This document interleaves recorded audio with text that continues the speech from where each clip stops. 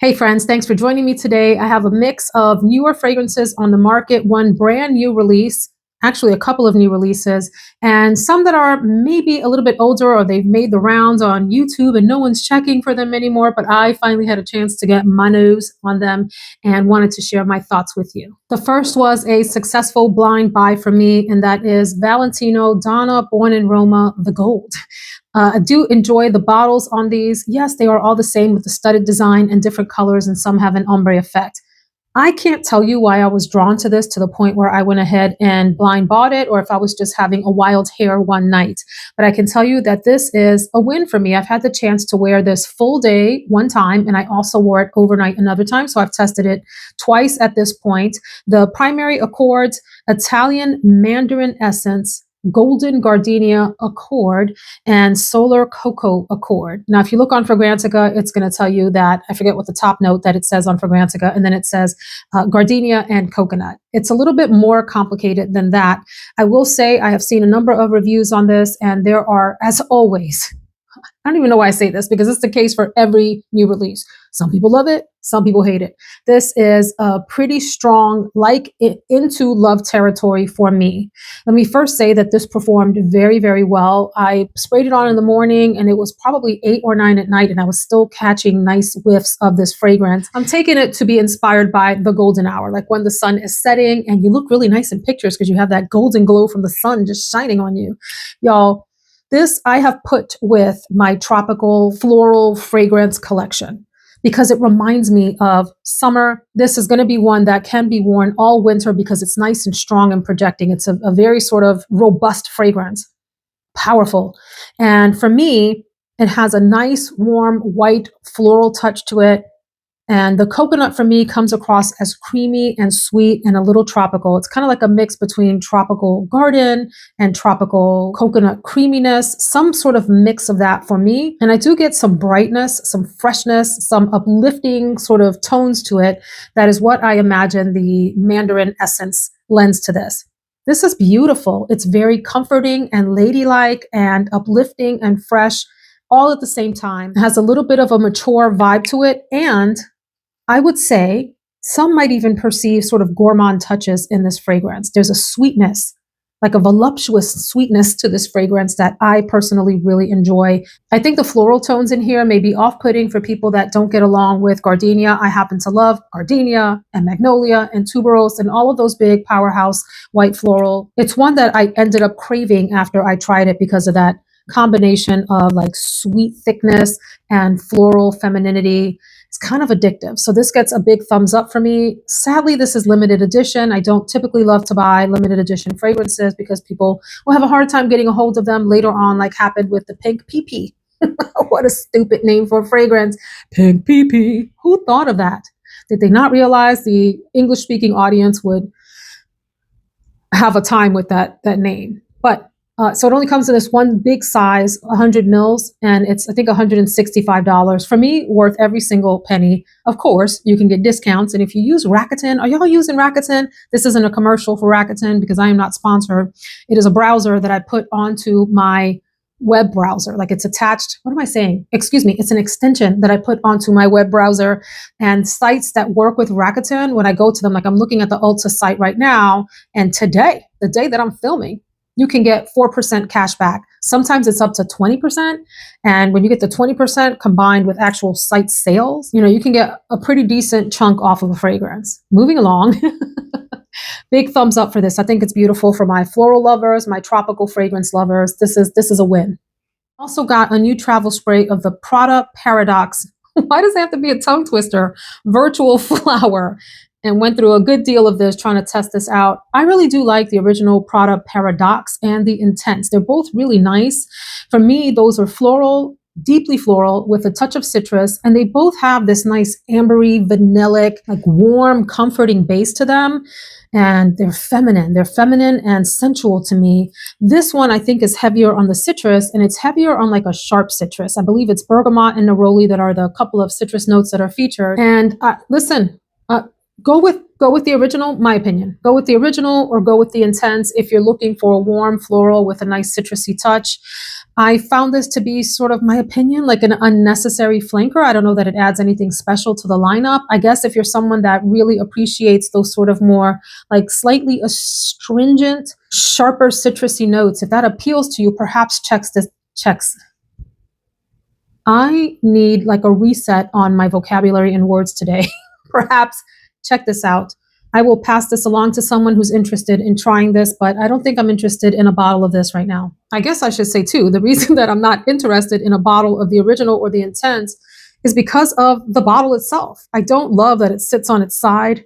I have two, three, four fragrances remaining that sit on their side. I have the two Angel Muses, the EDP and the EDT. I'm not sure if I'm going to keep those. They are really fussy and hard to work with because they have to lay flat. I have Alien Aura EDP. It ain't going nowhere. That's the girl. And then I have two of the La Nuit Trésor lineup. And I forgive those because the bottles are cute. These Prada bottles are not that cute. Although I would like to get my hands on one of them. But the bottle. Let me tell you something. I probably should have talked about this after the gold, Donna Born in Roma, the gold. And I've really only heard one person hype up what I'm about to share. And that's the Valentino Voce Viva and then the Intense version. And it's Roxanne at Roxanne's Retreat. She mentioned it on one of her videos and I thought, oh, no one's talking about that. And I hadn't been looking for them or checking for them. I tried both the original and the Intense version. And friends, wow. So, these kinds of fragrances get accused of being basic and boring and generic and designer, but there is a reason that these houses keep pumping out fragrances that smell like this, and it's because it is mass appealing. People like them. Very, very just likable beauties. I like both the original and the Intense. I may get myself a full bottle of this one, the Intense, once I use it up. It is this is a floral citrus that amazes me because it is so simplistically beautiful and elegant and elevated. It is the woman that has herself all together. We don't have to have complicated Monet, Renoir. Is it Renoir? Picasso, Da Vinci style. Is it Da Vinci? Michelangelo style. Michelangelo? Who did the ceiling? The Sistine Chapel. Michelangelo. We don't have to have really complicated fragrances to smell absolutely fabulous. Remember, friends, people out there on the regular streets, normal humans that aren't watching 9,486 fragrance videos a day, they don't care about niche fragrances. They don't care about smelling unique and different. They just know whether or not you smell good. And the Voce Viva, both of them will get you attention. Beautiful. Nice. This is the kind of fragrance that puts designer fragrances in many ways ahead of any unique niche creation out there in my mind. Beautiful. I said what I said. The next two fragrances I had a chance to try, and I cannot for the life of me find where in the world I put the decants, and so I'm going from memory. So, as usual, take all of these reviews with a grain of salt. This is Promises by the House of Kerosene. I still have Sweetly Known, which is hanging on by a thread for its life, friends. That is a deeply, like almost a IHOP smelling fragrance. It smells like pancakes and syrup and something else, and it's really thick. It also has some spiciness to it. Anyway, we're not here to talk about that, but just let me finish about Sweetly Known. It takes a while to get to the dry down caramelly loveliness that it can be, but the opening is like, pow. I have Winter of 99, which smells like the spicy inside of a warm log cabin where there are cookies and other yummy things cooking, and there's also a fire going. And then I have Unknown Pleasures, which is the sweetheart of the house, which has lemon and caramel and tea and is beautiful. And so Promises, I assume many people like me were expecting it to follow in the footsteps of Unknown Pleasures and be sort of the next gourmand hit from the house. Primary notes are vanilla and amber is typically made up of vanilla and other scents to give it that sort of deep, sweet, resinous texture. This fragrance knocked me out when I first tried it. I was not expecting the pungent smell that came from it. It was almost like patchouli incensey. There's not patchouli listed in the note structure that I remember, but I kind of got that sort of almost something earthy, even smoky, incensey, something in that direction that I found a little bit off-putting compared to what I was expecting. And so I really didn't give this one time to develop because I was so put off by the opening of this. Whenever I find that decant, I will try it again. Today is not the day, and I can't say to you that it is one that I enjoy trying. So I'm a little disappointed right now, but we'll see. I will find it and try it. It'll show up somewhere in a house cleaning, in a drawer somewhere, and I'll give you my thoughts on it again. But for right now, Promises is a thumbs down for me. I also had the chance to try Mirage Gourmand. A lot of folks are loving this, seeking it out, wanting to try it, asking about it, like in Facebook groups and so forth. This is purely for those gourmand lovers that like a very literal edible scent. This one is probably a little bit too, or a lot too literal for my tastes. And I mentioned before, my husband isn't really crazy about gourmand fragrances on me. He says they smell like candles. Fall gourmand candles in the White Barn side of Bath and Body Works. This is a very nutty, vanillic, sweet fragrance. I think there's pistachio and almond. Is there cake, like a cake accord or something else? It is very sweet, very edible. It is warm. It is comforting. It is enticing. However, it does smell incredibly sweet, like a dessert and edible. It has sort of a softness to it with this kind of powderiness that serves as almost like a base to the fragrance. If that sounds good to you, I would say check this out. It does have pretty good longevity on it, but you have to like a nutty accord. And for me, it smelled a little bit too much like a nut butter, almost like peanut buttery or almond butter, like that. I like an almond accord like what's in Girl of Now from Ellis. I mean, that's sort of like masterpiece status in terms of the way that the nut accord is done in that fragrance. It's really beautiful, like a perfumey version of a comforting nuttiness. This one is really literal, like mashed up, ground down nuts that are made into like a cream or butter, like peanut butter or almond butter. So if that sounds good to you, if you want to smell like that, check this out. I will not be picking up a full bottle of this. It is too literal for me. It's one that I could see myself decluttering in a year because I just couldn't wear it. You know, it was too much like when I wore it. So this is going to be a no for me. Gourmand lovers, it may be a yes for you. This next fragrance was sent to me for review from Twisted Lily. It is from Etat Libre d'Orange, and it is the new Story of Your Life. It reminds me of that song, Story of My Life. Dun, dun, dun, dun, dun, dun, dun, dun, dun, dun, dun, dun, dun. So I have to say, when I first sprayed this on, I was like, I have smelled this before. This smells very familiar to me. And then I couldn't place what it was that it smelled like, but it smelled leathery. That is the first sort of tone that I got from it. So that was just sort of on test. And then I ended up spraying on, sitting with it. And I started to get these really nice whiffs of what I would say is like almost like a dark, creamy chocolate, like a cacao version. So not chocolate bar, but think about cacao itself, like the seeds that, or the pods or whatever that you ground down to turn into chocolate once you mix it with butter and milk and all of that. I don't think it's a note in the fragrance, but I almost smell like a plumminess to this. I think this is really beautiful for fall. I will say you have to enjoy darker, more mysterious types of fragrances. This is not bright. This is not light. This is going to be lovely here in the fall and in the winter. And you do have to appreciate a fragrance that is probably more in masculine territory. This isn't highly feminine, although, as I mentioned, that deep, dark, almost like concentrated fruitiness that's in here in the background, and the chocolate do give it some feminine touches, but there is this sort of slight rounded ruggedness from what I pick up to be something in the neighborhood of a leather accord. So that's my experience, but let me tell you a little bit about the ad campaign, which is actually kind of sexy.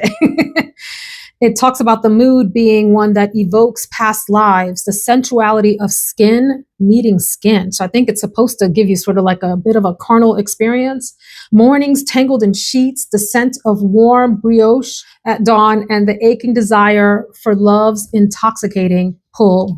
Ooh, this does smell like my husband when he smells amazing, and cologne on him, perfume, fragrance, whatever, what he has worn has meshed with the beautiful sort of muskiness of his skin. Notes here, there's an opening of benzoin and sweet divana. And the heart, orange blossom, buttered bread. Stop it. And in the base, rum, vanilla, and cocoa. Oh, it does have patchouli. Sorry, I didn't realize that it has patchouli. I can't say that I pick up patchouli. Amberwoods, orchinox. What is orchinox? Okay, it's a substitute for ambergris. So amber-like, musky, animal, woody. Maybe that is part with everything else what gives this a little bit of a leathery touch. This gets a thumbs up from me. I do want to say, folks out there that want a more feminine fragrance, you are not going to enjoy this. For those of you that like a fragrance that has a little bit of a leathery touch, I'm thinking maybe of even like Saffron Lazuli from Carolina Herrera, perhaps even something like a Bottega Veneta with a little bit of cacao added in. It says cocoa, but for me, it's almost like a darker, deeper, dark chocolate. It's sexy. There's a sexy carnal nature to this fragrance that I think will play really well, particularly in cooler or colder weather. Give this a sniff. You can get a free sample of this for a while. If you shop on Twisted Lily and pick up a full bottle of something else, you can get a free sample of this at checkout, if I'm not mistaken. Or you can just buy a sample from Twisted Lily or buy the whole bottle. I think this is one of the niche houses that tends to be on the more reasonable side in terms of pricing for full-size bottles if you want to check them out. I have a whole discovery set of fragrances that were really popular from this house that I should probably get into. But that is Story of Your Life. Carnal, sexy, to me, a little bit fruity, a little dark chocolatey, a little leathery. Very nice. And thank you to Twisted Lily for sending this over. I finally had a chance to try Strawberry Letter from Flur. This is one of those fragrances. If somebody gave me a bottle, I would wear it, no problem. I don't know that I'll go out and purchase this, but I do want to give it its flowers, or rather its fruit, for being, at least in the opening, one of the more realistic candy strawberry types of deals. It does, as it dries down, get a little bit earthier. Some of the patchouli and earthy, maybe like dirty notes, and I say dirty in a nice way, come out to play alongside the fruitiness. And it fades fairly quickly overall, but the opening of this gives me dreams of Strawberry Shortcake, the doll, the hair on Strawberry Shortcake, how great that smelled. That beautiful, sweet, strawberry, almost candy-like smell for a while. And I have to say, when I first tried this fragrance, it was an immediate no. I was like, oh gosh, what are people talking about? It felt very, very earthy in the wrong ways when I was expecting a sweet, fruity fragrance. That's the thing. Like, you've got your mind set on what the experience of the fragrance will be like. And sometimes that clashes with the reality of the scent. But as I had an opportunity to try it more, I saw some of the beauty come through, especially those just beautiful fruity tones at the top. But you do have to like a little bit of a patchouli nature as it starts to dry down, because it goes more in that direction. So this isn't one that I necessarily want to add to my collection, but if you're looking for a strawberry scent and you don't mind that earthier dry down, check this one out. The bottle is really cute. The pinkish reddish, I think it's all reddish background of the bottle is, or wraparound, whatever. The glass color is nice. I'm going to move on to a new one from Ellis Brooklyn, a newer release called Dear Sky. I almost went ahead and bought a full bottle of this, and on initial spray and sniff, I almost turned around, stopped what I was doing, and added to cart. And then I let it dry down a little bit more, and I'm glad I did, because it went from a hell yes to a hell no for me. This fragrance, it does have a beautiful melon-like opening. It starts off super fresh, like a honeydew melon mixed with cantaloupe. I love those two scents together in like a fruit salad. It's refreshing, it's lovely, it's happy. And then as it starts to dry down, the peony comes out more, which I love the smell of peony in perfume. I have peonies that grow in my yard. They have a very faint, almost non-existent smell, but the amplification of whatever that's supposed to smell like in fragrance comes across almost like a sweeter, gentler, rounder, easier going rose. And then the tartness of the rhubarb kicks in. There are some kind of like sour, just super tart sour notes that start to emerge. And then it feels for me like a very chemical mess experience. I tried this just on blotter. I tried this on skin. I've tried it 3 and 4 and maybe even 5 times now, because I've worn it a couple times before I've showered. And this is just a no for me. I love the way this opens, and then it just becomes a hot mess on me. I'd love to hear your thoughts, and if you've had a different experience. I think some people really enjoy this fragrance, find it easygoing, fresh, day to day. It actually reminds me of Commodity Juice Personal, which I did like. That one has a violet leaf that gives it a little bit of greenness, except that this one is like heavily sour with some chemicalness to it that just doesn't float my boat. So I'm going to pass on Dear Sky, and I have nothing more to say. We're going to close out this chapter. I finally had a chance to try the very super hyped and very loved Baciami from Bvlgari. I don't love these bottles. Am I the only one? I think these bottles look a little bit goofy, but I'd like to hear from you, because I also thought that the Flur bottles looked goofy online, and then I saw them in person and they're so stinking cute in hand. So is Baciami the same way? Let me know, because that might sort of tip the scales on what I think about this. Now, I do have so many floral fragrances. This is a sweet, vanillic, ambery, white floral fragrance. And it opens up with this gorgeous, vibrant, enveloping, inviting, sexy, alluring, come hither white floral tone. I believe gardenia is the featured note in the fragrance. It's got this almost like this creaminess, even butteriness. Like I would go beyond creamy to this buttery texture to it that I think is really surprising. And just it just makes you go, one of those kind of reactions like, oh, the vanilla is so beautiful in here. There's the warmth in the background from this fragrance.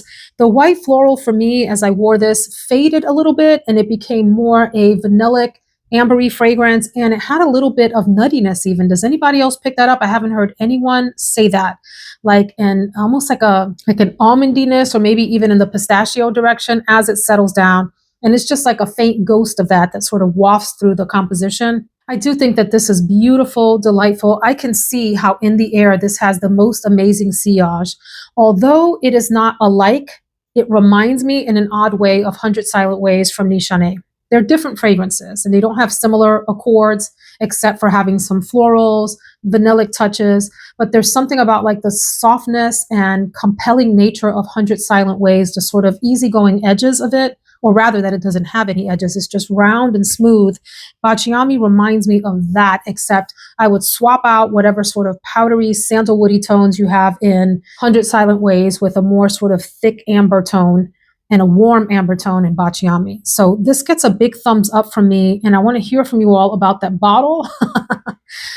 Yeah, because I'm at a point, friends, I'm at a point where if I don't like something about the fragrance, I don't need it. Like for me, I'm not talking about you. For me, I have so many fragrances. It doesn't make sense for me to pull something into my collection that I don't enjoy all the way around. The bottle, the scent, the experience of it, even if it's fleeting, that I love it enough to enjoy it for the time that I have it and the time that it lasts and all of those kinds of things. So let me know. Baciami, thumbs up on the scent. Quite beautiful, quite beautiful. Not unique, not different, but it's almost like the nicest facets of a lot of different fragrances pushed together into one. It's almost like a creamier, butterier version of even like this Donna Born in Roma, the Gold. I was going to straight from the cap. Yeah, like you add a little bit more buttery tone to this and a touch of amber, and you have a cousin to Baciami in this. A 2024 release that I don't hear anyone talking about, and I'm not sure why, because it's really pretty, is Red Hibiscus from Jo Malone.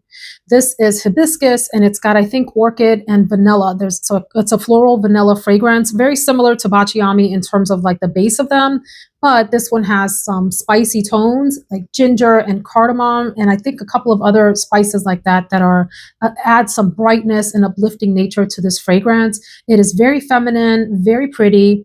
I will say the opening of this is quite stunning. There's something soft and candy-esque in it, almost leaning in the pink direction. Like if it had a color, it would be cotton candy pink, along with these beautiful florals. If you smelled hibiscus, it has a touch of that, almost like in a candied way. I would say other tropical florals, maybe even a touch of like ylang-ylang. I haven't looked at the note structure, but I know that there's ginger in the fragrance that adds this uplifting, sprightly, like brightness, almost like a zing to it, that I think is really, really lovely. Now, I haven't had a chance to wear this full day, and so keep that in mind. Some of the reviews say that those beautiful top notes of the florals kind of fade away, and you're left with just like a vanilla fragrance in the dry down. So I don't know about that. And then we all know that Jo Malone fragrances get criticized for not being long lasting. And so do with that what you will. I've gotten past the point where every fragrance has to last forever for me. I have plenty of long lasting fragrances, and I can appreciate a fragrance that smells really beautiful for a sprint, a certain amount of time, as long as I really like that smell. And I'd like to get at least a couple of hours. That's sort of my general rule. Can I get 2 hours out of a fragrance? And if I get 4, that's wonderful, and if I get more, that's spectacular. So that's kind of the rule that I've set for myself so as not to be disappointed with the lack of longevity in a lot of modern fragrances. This is a beauty for those of you that like feminine, sweet, floral, and spicy, but in an uplifting, zingy way. This is a good one. So then I was sent two decants, nice generous decants of two new, I think they're new Mind Game fragrances called Prodigy and Mentor. I don't know who sent them to me. I think it was So Avant-Garde. So I'm just going to say thank you to So Avant-Garde because they carry Mind Games. Look here, let me tell you something. This right now is coming in 225 milliliters. So twice plus what a full-size regular bottle of fragrance is. Keep that in mind when I tell you this mind-blowing price of $895. Holy cow. For some people, that's a mortgage on a small home in certain parts of the country. That is a lot to spend on a fragrance. I will say though, Atlantide from Tiziana Terenzi, I think retails for the same amount and it's less fragrance. Anyhow, that is very expensive for a fragrance. This one is called Prodigy. And here's the description. A rich, decadent fragrance that blends the comforting familiarity of a warm cafe au lait with unexpected twist. Foundation is a harmonious blend of sandalwood, Madagascar, vanilla, and soft blonde woods, while the twist comes from Longoza blossom. Now I gotta go look that up because I don't know what the heck that is. A fresh, rosy spice that adds intrigue. Rose absolute, cinnamon bark, and bergamots, with an S on the end, are added to complete the blend. I've tried this on skin too. This is masculine. It is beautiful. $895 worth of beautiful for 2.25 bottles is kind of what I'm looking at that as. I don't know. This gets a thumbs up in terms of smell. I would love to smell this on my husband. It has almost like these metallic notes mixed with this kind of hazelnuttiness is what I'm picking up with a spicy rose. I do smell that and some woodiness. There's something else in here, almost like butter with syrup that has been dropped into it and melted together. There's something like that in the background here. It's a beautiful fragrance. I'll keep testing this and share other thoughts with you all. Price tag wise, this is outrageous. Would I wear this if it was sent in PR? I sure would. And I would have my husband wear it too. But this is a lot, y'all. This is a lot. Beautiful fragrance though. Is it $895 worth of beautiful? I don't know that much is. So you know me, I'm always like, get a discount on everything. So let's see if this ends up coming out in different sizes. Right now, it's just this one mega bottle for 225 mils. That is $895. The second one is called Mentor. Same size, same pricing. These are limited edition crystal decanter sets. So this one sounds more promising. Notes of salted caramel, lemon, and plum at the top. In the middle, there's coffee, creme de cassis, which is basically blackcurrant. So I'm imagining a thick blackcurrant, amber resin, in the dry down boya oud, sandalwood, and tonka bean.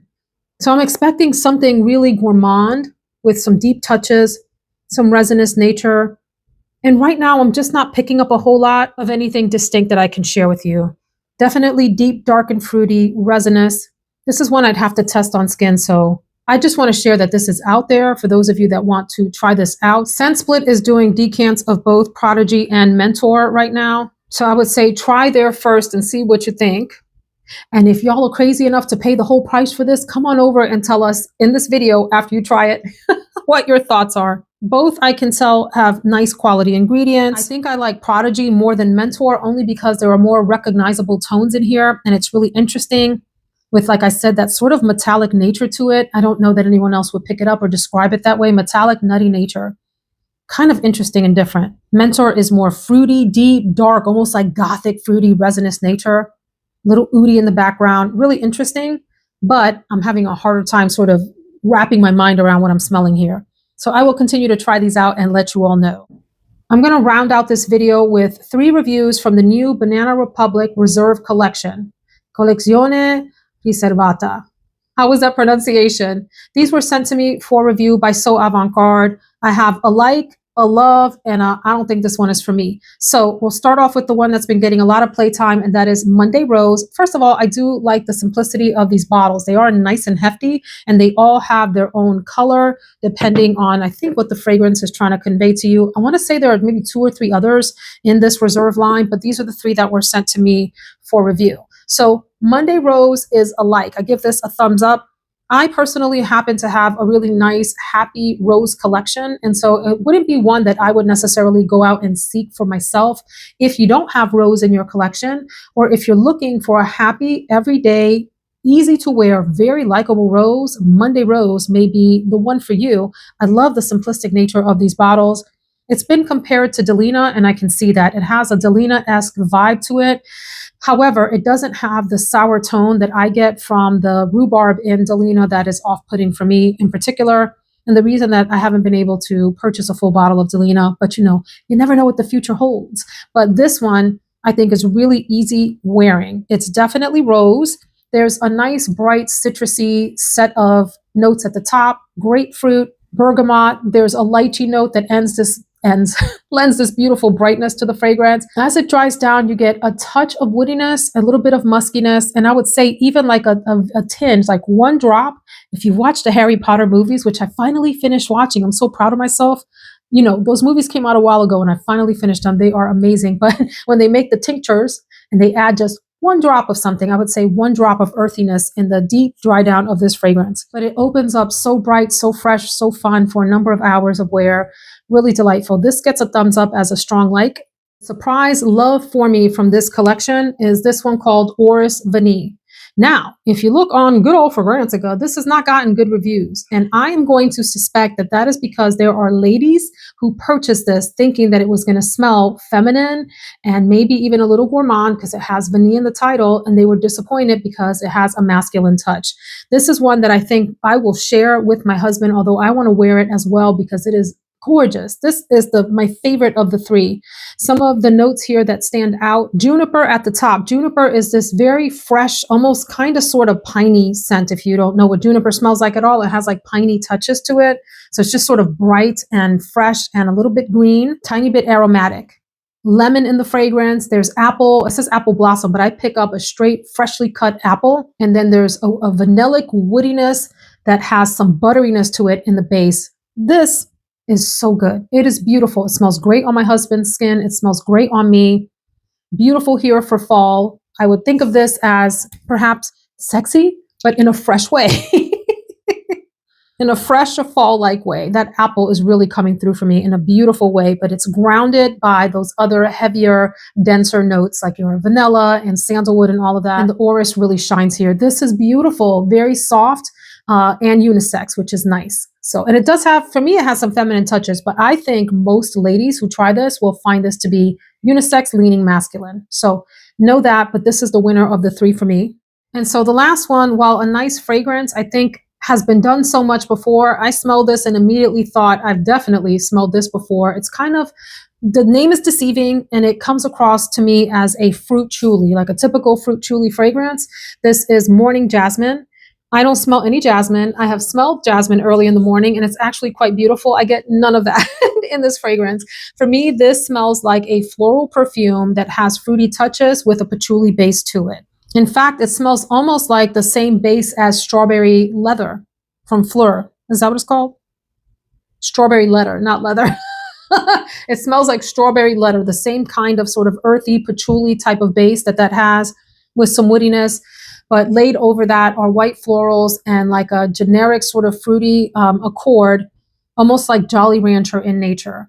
This is pleasant enough, but not one that I would reach for over the other beautiful florals or fruit chuli fragrances that I have in my collection. Like I would probably reach for a Miss Dior Parfum, the 2024 release, if I wanted something that gave me the same kind of vibe, but that I enjoyed even more. So I'm going to say no to this for myself. I would say sample it is still worth a sniff if you like what I just described to you and you don't have something like that in your collection already. That is my video for today. Let me know your thoughts in the comments. Are you interested in any of these? Have you tried them? Did you like them? Were you repulsed? Tell us everything all in the comments. Thank you so much for hanging out with me today. See you in the next video. Take care. Hey guys. Do y'all remember this little boy who showed up in videos long ago as a 10-year-old and he was tiny? Well, look at this beautiful thing. Look at this handsome soul now. 16 and strong, show me muscles. Yeah. There's nothing even there. It's like in this lighting, it just looks like. No, you look good, baby. All right. My handsome boy. Love you. All right, now get out of here. I gotta finish filming. Guys. Before I go.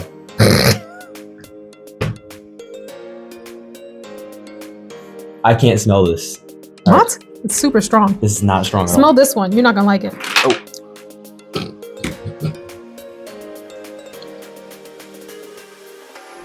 Y'all, this is disgusting. Don't waste your money on this, please. How about this one? Oh.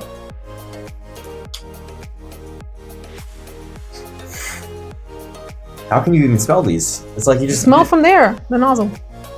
Not in the cap. I can't smell anything. You just showered, so you probably smell all of your shampoo and stuff like that. You know what? I smell a little bit of this. It's okay. It's okay. Okay, in his book means it's a 10 in our book. Remember that? How about... I'm like faceless. Look at me. You are faceless. How about this one? Okay, from what I can smell, this actually smells pretty good. You like it? Yeah. Would you want to wear it?